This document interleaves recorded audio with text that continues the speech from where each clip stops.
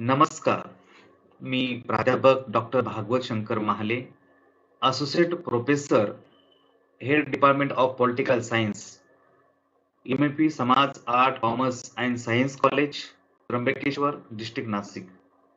विद्यार्थी मित्रांनो, मी भागवत महाले पॉलिटिकल सायन्स या विषयासाठी FY BA वर्गासाठी टीचिंग करत असतो. मी गेल्या 17 वर्षापासून राज्यशास्त्र विषयाकडे शिकवण्याचं काम करत आहे. आपण नवीन अभ्यासक्रमाच्या दृष्टिकोनातून जर बघितलं, नवीन एज्युकेशन पॉलिसी राष्ट्रीय एज्युकेशन पॉलिसीमध्ये सुरुवात झालेली आहे. या अंतर्गत FY BA political science, Savitribai Phule Pune विद्यापीठ Pune, NEP new education policy 2020 अभ्यासक्रमासाठी FY BA या वर्गाला पॉलिटिकल सायन्स राज्यशास्त्र विषयासाठी कला शाखेसाठी जनरल पेपर, मेजर पेपर, राज्यशास्त्राचा परिचय, इंट्रोडक्शन टू पॉलिटिकल सायन्स हा फर्स्ट सेमिस्टरसाठी पेपर दिलेला आहे. आणि या पेपरसाठी आपल्याला राज्यशास्त्राची ओळख किंवा परिचय कशा प्रकारचं या ठिकाणी आपल्याला करून घ्यायचं आहे, ते या सिलेबसमध्ये आपण अभ्यास करणार आहोत.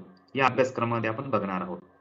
तर विद्यार्थी मित्रांनो, आपण राज्यशास्त्राचा अभ्यास करताना राज्यशास्त्र काय आहे, राज्यशास्त्राचा अभ्यास का केला पाहिजे, त्या दृष्टिकोनातून हा अतिशय महत्त्वाचा पेपर आहे.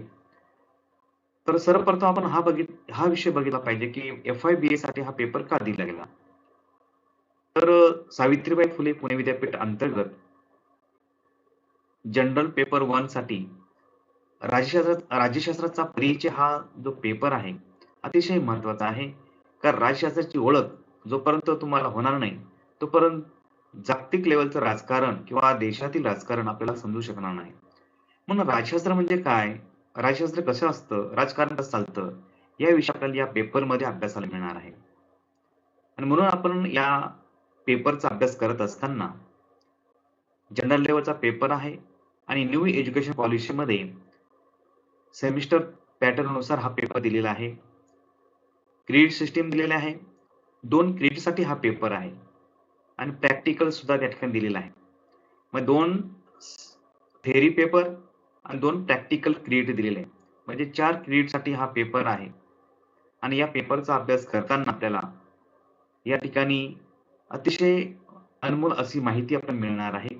आणि म्हणून आपल्याला राज्यशास्त्राचा परिचय हा अभ्यासक्रमामध्ये अभ्यास करत असताना आपल्याला राज्यशास्त्राचा अभ्यास कशा प्रकारे केला पाहिजे, त्या दृष्टिकोनातून हा महत्त्वाचा टॉपिक आपल्याला बघायला मिळणार आहे. तर चला तर आपण बघूया. प्रस्तावना बघूया. इंट्रोडक्शन राज्यशास्त्राचं आपण बघूया. आणि या इंट्रोडक्शन बघत असताना तुम्हाला लक्षात येणारच आहे की प्रास्ताविक दृष्टिकोनातून पाहत असताना राज्यशास्त्र हे राजकीय तत्वज्ञानाच्या जवळचे आहे. मग सामाजिक शास्त्रामध्ये एक महत्त्वाचं शास्त्र म्हणून मानलं गेलेलं आहे. नैतिक तत्वज्ञान, राजकीय अर्थव्यवस्था आणि राजकीय धर्मशास्त्र हे या अभ्यासाच्या वेगवेगळ्या शाखा आहेत. आणि त्या अनुषंगाने पाहत असताना राज्यशास्त्राचा उगम कसा झाला, अर्थ त्याचा काय होऊ शकतो, व्याख्या, त्याचं स्वरूप, याचा अभ्यास या प्रकरणात आपण करू शकतो. मग राज्यशास्त्र त्याला आपण पॉलिटिकल सायन्स असं म्हणतो. पूर्वी त्याला पॉलिटिक्स या नावाने ओळखलं जायचं. पॉलिटिक्स म्हणजे राजकारण. परंतु याच्यामध्ये 2015 मध्ये भारतामध्ये तरी आपण या विद्यापीठांतर्गत पॉलिटिक्स या शब्दाचा अर्थ बदलून त्या ठिकाणी द पॉलिटिकल सायन्स हा पेपर या नावाने त्याला ओळखायला सुरुवात झाली.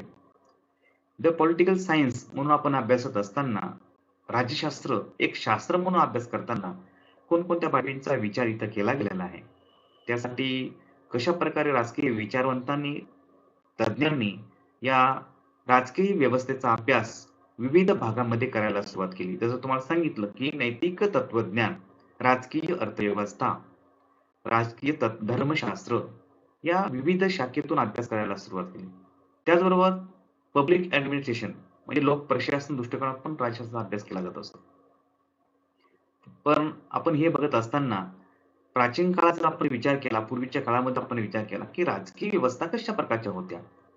किंवा ज्या दरम्यान समाजामध्ये राजकारणाविषयी जाणीव निर्माण झाली, त्या दृष्टिकोनातून राजकीय भूमिकेकडे लोकांचं कशाप्रकारे लक्ष होतं, की कशा प्रकारचा अभ्यास केला जायचा, हे बघणं गरजेचं आहे.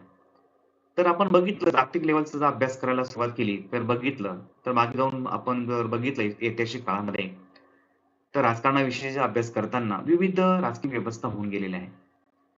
आणि ह्या राजकीय व्यवस्था त्या त्या काळामध्ये मग ते नीतिशास्त्रानुसार अभ्यास करत होत्या. राजकीय अर्थव्यवस्थेत दृष्टीने अभ्यास करायच्या. धार्मिक दृष्टिकोनातून त्या देशावरती राज्यकारभार कशाप्रकारे केला पाहिजे, याच्याविषयी अभ्यास करायच्या. तर जगाच्या पाठीवर जर आपण राजकारणाचा जर विचार केला, तर ग्रीक या देशामध्ये सर्वप्रथम राजकीय दृष्टिकोनातून प्रमाणशीर पद्धतीने राजकीय व्यवस्थेला सुरुवात झाली बघायला मिळते. पाश्चिमात्य राजकीय विचारवंत जर आपण अभ्यास करताना द सॉक्रेटिस हा राजकीय विचारवंत जो आहे, त्या सॉक्रेटिसने इसवी सन पूर्व 470 ते 399 या कालावधीत त्याचा जन्म आणि मृत्यू झालेला आहे. आणि यांनी त्या काळात ग्रीक देशामध्ये जी ग्रीक नगर रचना होती, ग्रीक राज्य कारभार चालायचा. त्या अथेन्स शहरामध्ये उत्कृष्ट असं राज्यकारभार त्या ठिकाणी लोकशाही शासन पद्धतीने प्रत्यक्ष लोकशाही शासन पद्धतीने चालत होता. त्याच काळामध्ये एरिस्टॉटल नावाचा राजकीय विचारवंत होऊन गेला. त्यानंतरच्या काळामध्ये प्लेटो, त्यानंतर एरिस्टॉटल म्हणजे सॉक्रेटिसचा गुरु सॉक्रेटिस हे सॉक्रेटिसचा विद्यार्थी जर बघितला तर प्लेटो आणि प्लेटो नंतर एरिस्टॉटल. एरिस्टॉटल इसवी पूर्व 384 ते 322 या कालावधीमध्ये त्याचा जन्म झालेला आणि मृत्यू झाला.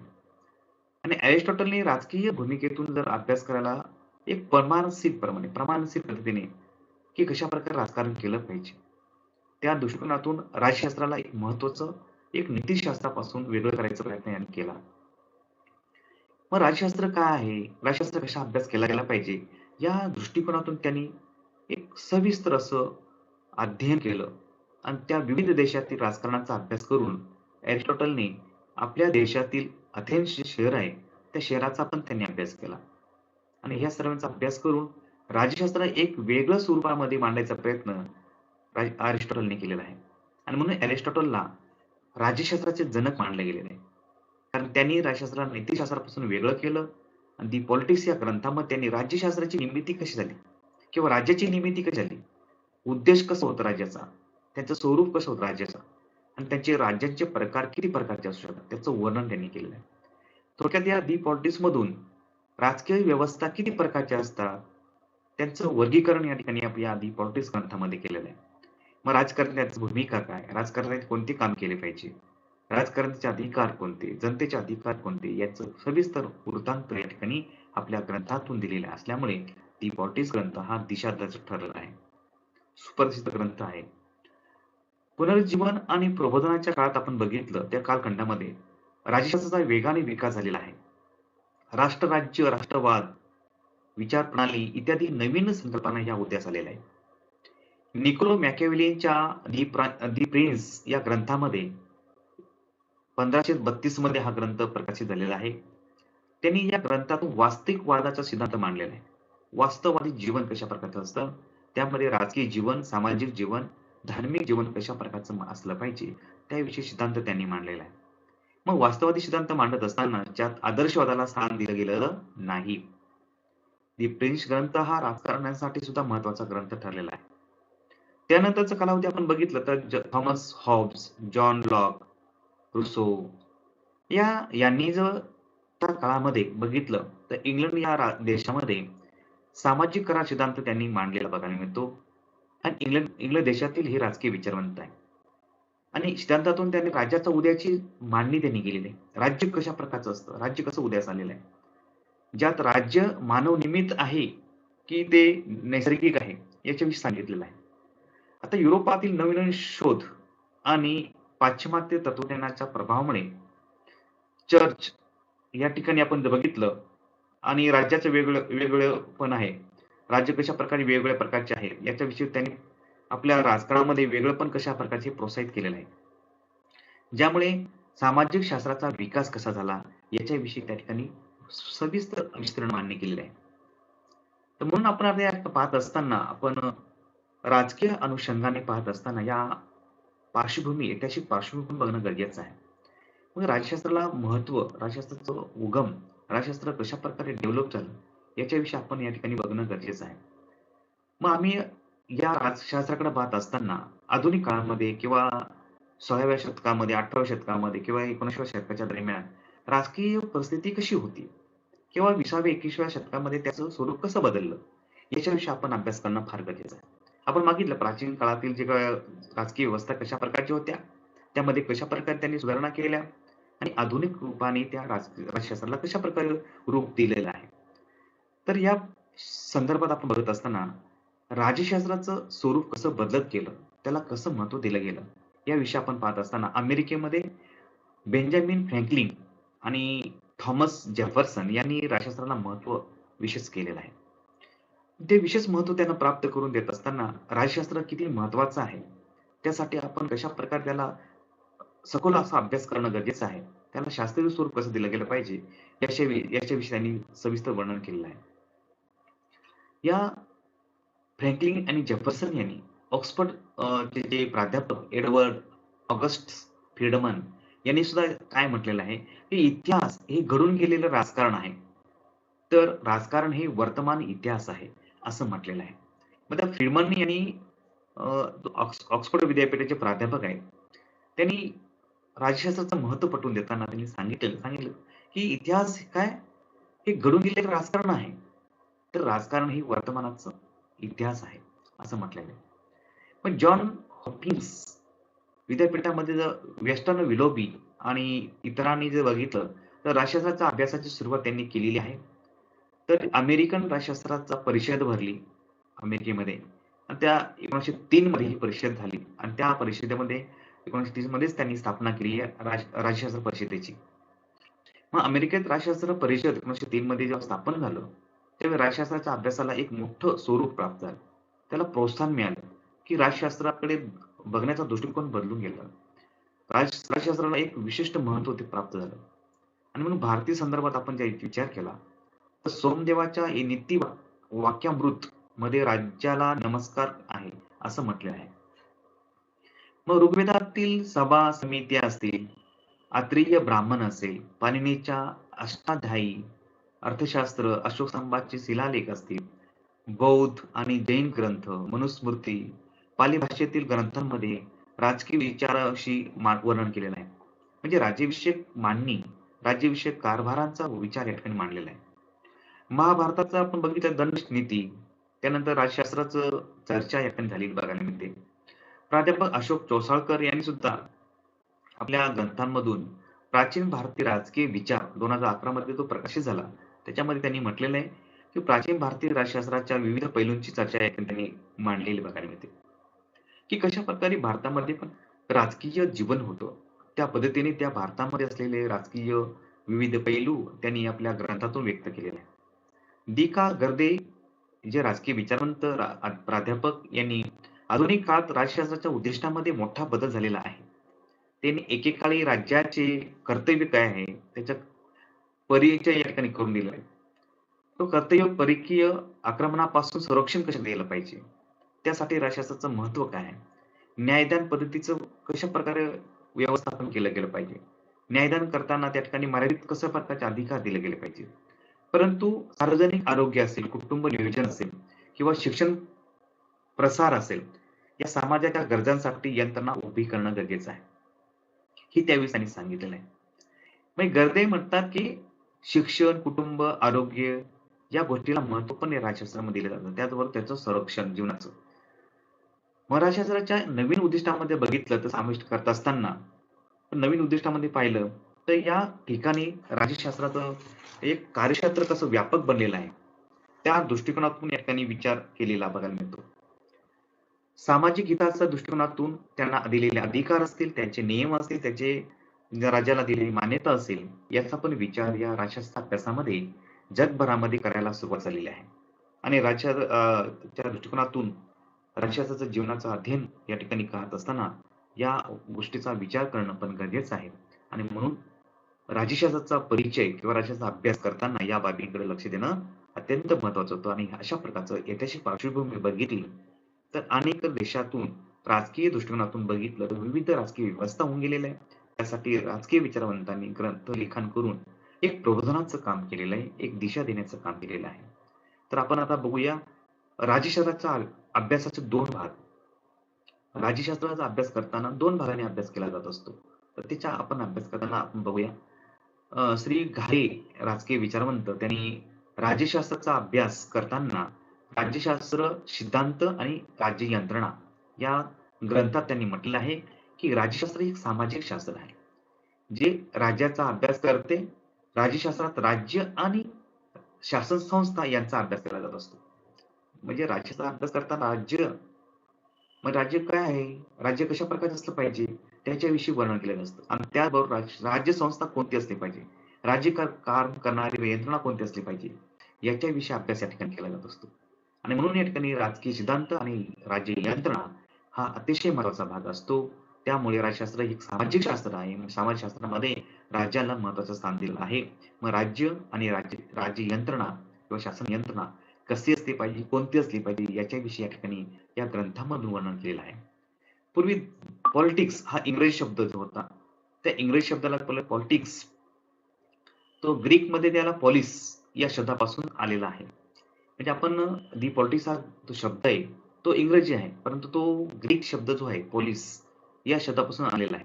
याचा अर्थ काय होतो? शहराच्या संरक्षणासाठी बांधलेला किल्ला. म्हणजे पॉलिसचा अर्थ ग्रीकमध्ये काय दिलेला आहे? तर शहराच्या संरक्षणासाठी बांधलेला किल्ला असा त्याचा अर्थ होतो. मग अरिस्टॉटलने मानवाला सामाजिक प्राणी म्हणून वर्णन केलेलं आहे. मनुष्य काय आहे? सामाजिक प्राणी आहे. आणि मग सामाजिक जीवनामध्ये त्याचं जीवनाचं रक्षण, त्याचं पालन-पोषण, त्याचं जी संपत्ती आहे त्याचं रक्षण, जीवाचं रक्षण हे फार महत्वाचं आहे. आणि त्या अनुषंगाने पॉलिस हा शब्द वापरलेला आपल्याला बघायला मिळतो. त्यानं राज्यशास्त्राच्या अभ्यासामध्ये बघितलं तर राज्याचे मूळ स्वरूप कसं असलं पाहिजे, विविध अंगे त्यांनी त्या ठिकाणी वर्णन केलेले आहे आणि त्याचा विकास. मग राज्याचं स्वरूप, त्याचे अंग, त्यांचा विकास या गोष्टीचा समावेश या राज्यशास्त्राच्या अभ्यासामध्ये केलेला आहे. काही विचारवंत जसे ब्लॅटसी आणि गार्नर हे राज्य आणि राज्यसंस्था किंवा राज्यसंस्थाचा अभ्यास करताना सांगतात, तर काही लिकॉक नावाचा राजकीय विचारवंत फक्त शासनसत्तेवर लक्ष केंद्रित करतात. लॉस्की आणि गेटेल यांचा जर आपण विचार बघितला तर त्याचा दृष्टिकोन पाहिला तर राज्यशास्त्रामध्ये राज्य आणि शासनसंस्थेचा दोन्ही चा अभ्यास करताना बघायला मिळतात. म्हणजे लॉस्की आणि गेटेलनी काय केलं? राज्यशास्त्र राज्य म्हणून आणि राज्यशास्त्राची संस्था म्हणून या दोन्हीचा अभ्यास केलेला बघायला मिळतो. मग राज्याची निर्मिती किंवा राज्यशास्त्राची निर्मिती करताना किंवा राज्याची निर्मिती ही राज्यशास्त्रामध्ये राज्याची निर्मिती कशी झालेली आहे? मग तो अभ्यास या राज्यशास्त्रात केला जात असतो. मग राज्याची निर्मिती कशाप्रकारे केली, त्यानंतर त्याचं स्वरूप कसं असलं पाहिजे, त्यानंतर त्याच्या प्रकारे विकास कसा झालेला आहे किंवा त्याचबरोबर त्या ठिकाणी असलेल्या विविध विषयांची स्थिती भविष्यात काय असणं आवश्यक आहे, याचा विचार या ठिकाणी या राज्यशास्त्राच्या अभ्यासामध्ये केला जात असतो. मग राज्याची निर्मिती, स्वरूप, त्याचा विकास आणि त्याची स्थिती काय आहे, ती कशाप्रकारे विकसित होऊ शकते, या बाबींचा पण विचार या राज्यशास्त्राच्या अभ्यासामध्ये केला जात असतो. मग राज्याचे सिद्धांत, शासन संस्थेचा अभ्यास या ठिकाणी आपण करताना बघायला मिळतो. अशा विविध अंगाने आपण राज्याचा अभ्यास करत असतो आणि त्या अनुषंगाने आपण करणं गरजेचं आहे. मग समाज जीवनामध्ये याचं अध्ययन पण आपण करणं अतिशय महत्त्वाचा भाग आहे. मग ह्या 2 अनुषंगाने आपण अभ्यास करताना राज्यशास्त्र राज्याचा अभ्यास करताना किंवा राज्यशास्त्राचा अभ्यास करताना 2 दृष्टिकोन आपण ठेवलेले आहेत. या 2 दृष्टिकोनात त्याचा अभ्यास होत असतो. एक पहिला सांगितलं तुम्हाला की राज्याचे सिद्धांत आणि दुसरा आहे शासन संस्था. म्हणजे पॉलिटिकल फिलॉसॉफी म्हणजे राजकीय तत्वज्ञान किंवा राजकीय सिद्धांत आणि राजकीय शासन संस्था किंवा राजकीय इन्स्टिट्यूट या अनुषंगाने ते राजकीय व राज्यशास्त्राचा अभ्यास करताना 2 भाग केलेले आहेत.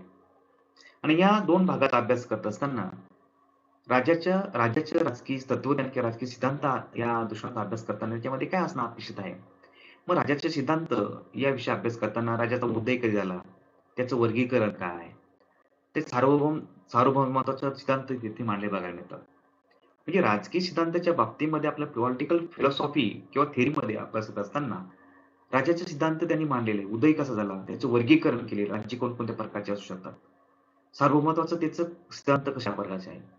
मार्के कशी प्रकार दिलेली आहे राज्याच्या या जनतेला, हे आपल्याला या राजकीय सिद्धांतामध्ये अभ्यासाला मिळतं. म्हणजे पॉलिटिकल फिलॉसॉफी अँड थिअरी या दृष्टिकोनातून करणारा पहिला अभ्यास बघायला मिळतो. आणि त्या दृष्टिकोनातून जर आपण बघितलं, की शासन संस्थेचा अभ्यास करताना तर राज्य, स्टेट म्हणजे काय? स्टेट कसे असलं पाहिजे? शासन संस्थेचे विविध प्रकार हा दुसऱ्या प्रकारामध्ये येत असतो.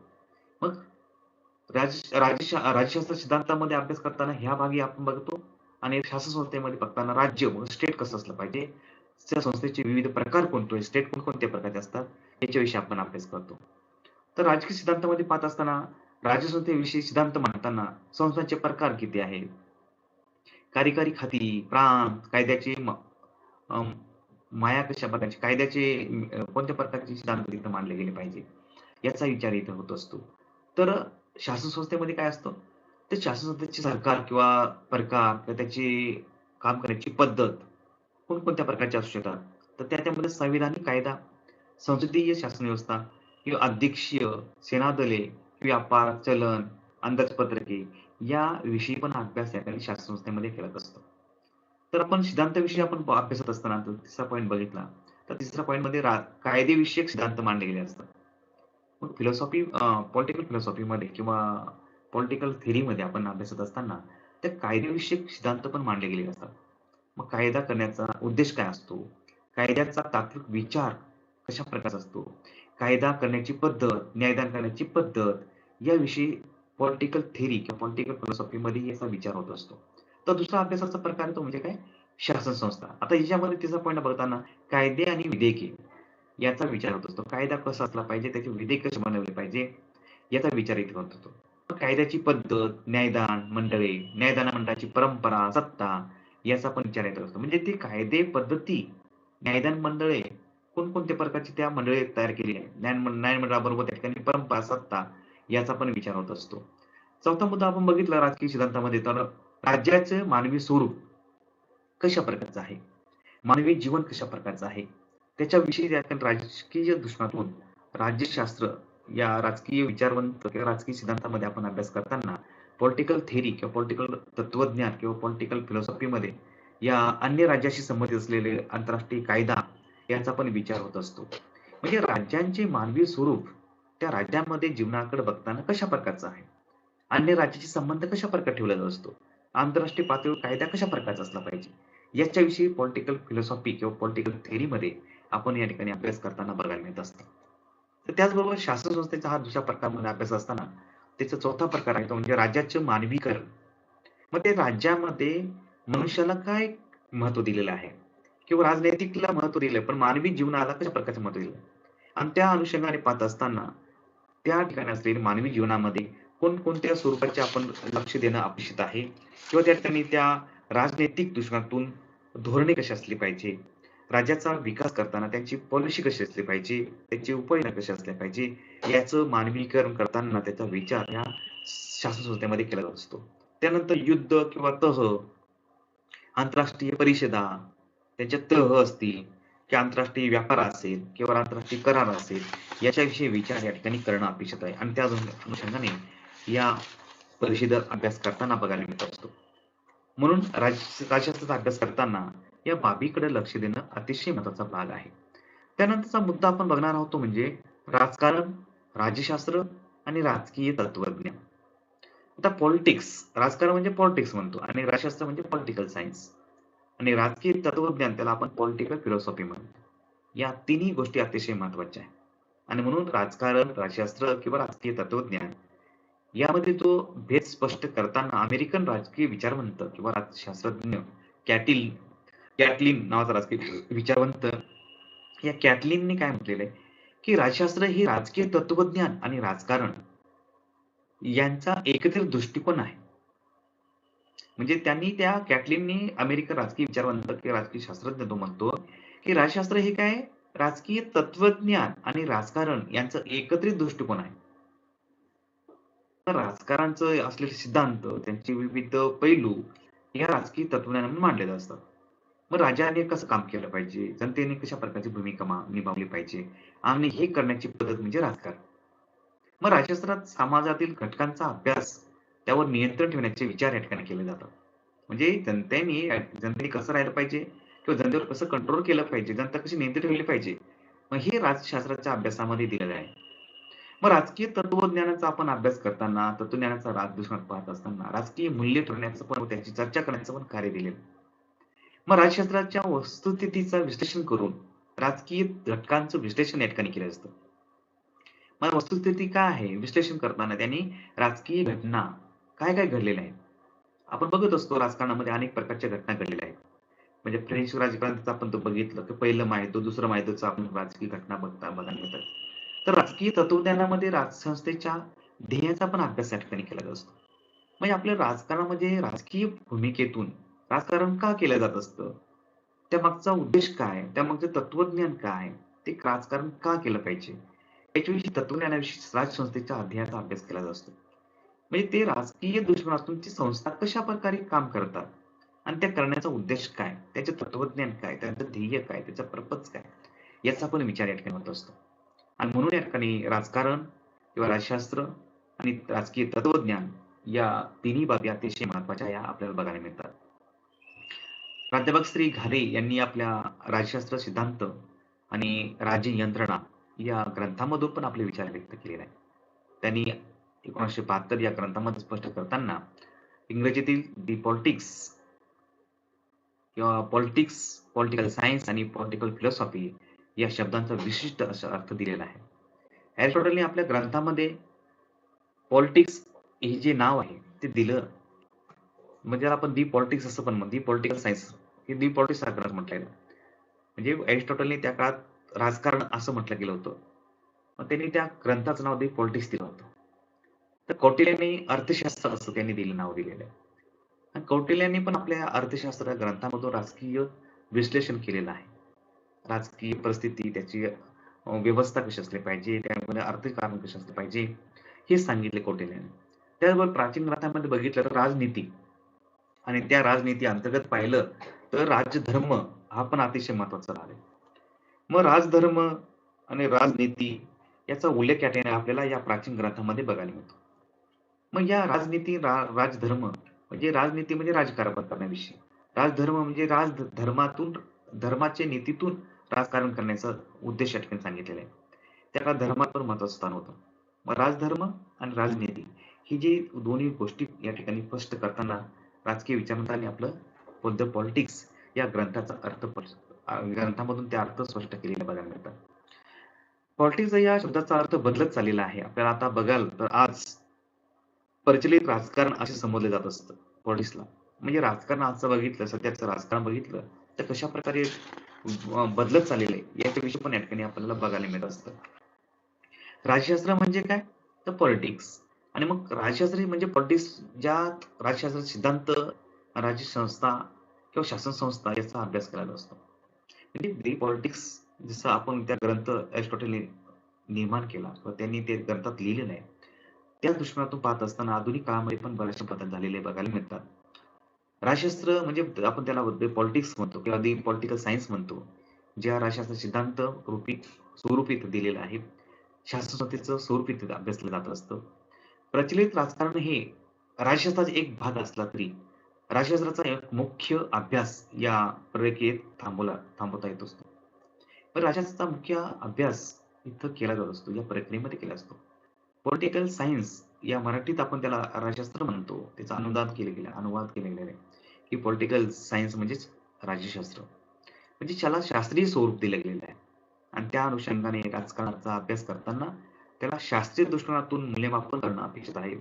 प्रायोगिक तत्त्वातून त्या ठिकाणी विचार विनिमय करणं गरजेचं आहे, की राजकीय जी काही प्रक्रिया आहे कशाप्रकारे चालते त्याचा विचार करणं गरजेचं आहे. राज्य ही एक सामाजिक संस्था आहे आणि मग सामाजिक जीवन जगत असताना तत्वज्ञानात त्याचा समावेश करणं आवश्यक होतं. तत्वज्ञान आणि त्या अनुषंगाने सामाजिक जीवनामध्ये असलेल्या गरजा, त्यांच्या समस्या या तत्वज्ञानाच्या मार्फत कशा सोडवल्या जाऊ शकतात. एक सामाजिक जीवन कसं सुरक्षित करता येऊ शकतं, हे तत्वज्ञानातून स्पष्ट केलेलं आहे. आणि हे करत असताना राजकीय विचारवंत की तत्वज्ञ ज्यांनी हे आपलं विचार आपल्या ग्रंथातून व्यक्त केलेला आहे. तत्वज्ञानामध्ये आपण जर बघितलं विविध ज्ञानशाखांची सांगड घालण्याचा प्रयत्न केला गेला आहे. मग राज्यसंबंधी आपण विचार बघितला तर त्याच्याच राज्यशास्त्र संबंधित विचारामध्ये ज्ञान हा तत्वज्ञानाचा एक भाग आहे. पण त्या राजकीय दृष्टिकोनातून त्यांना असलेली माहिती, ज्ञान किती योग्य आहे, किती प्रमाणात आहे, हे तत्वज्ञानाचा अभ्यासामध्ये एक भाग बनलेला आहे. कारण राज्यशास्त्रात राज्याच्या निर्माणाचा विचार केला जात असतो. राजकीय संस्थेच्या पाठीमागे न्याय, इतर तत्वज्ञान विचारात घेतले जात असतात. मग राज्य कसं निर्माण झालं हे राज्यशास्त्र सांगतं. त्याचबरोबर राजकीय संस्था काय करते, त्यांनी कसं न्यायदान केलं, कशाप्रकारे कारभार केला, ही राजकीय संस्था करत असते. तर अरिस्टॉटलने त्या काळामध्ये जो राजकीय विचारवंत अरिस्टॉटलने आपल्या राज्याचे अंतिम उद्दिष्ट काय आहे, ते सांगताना त्यांनी सांगितलेलं आहे, की राज्याचं अंतिम उद्दिष्ट काय? तर लोकांचं सुख असं आहे सांगितलेलं आहे. म्हणजे राजकारण का केलं पाहिजे? तर अरिस्टॉटल म्हणतात, की राज्याचं अंतिम उद्दिष्ट असलं पाहिजे ते म्हणजे लोकांचं सुख. लोकांना सुखी समृद्ध ठेवलं पाहिजे, शांत ठेवलं पाहिजे. शांतता नांदली पाहिजे राज्यामध्ये.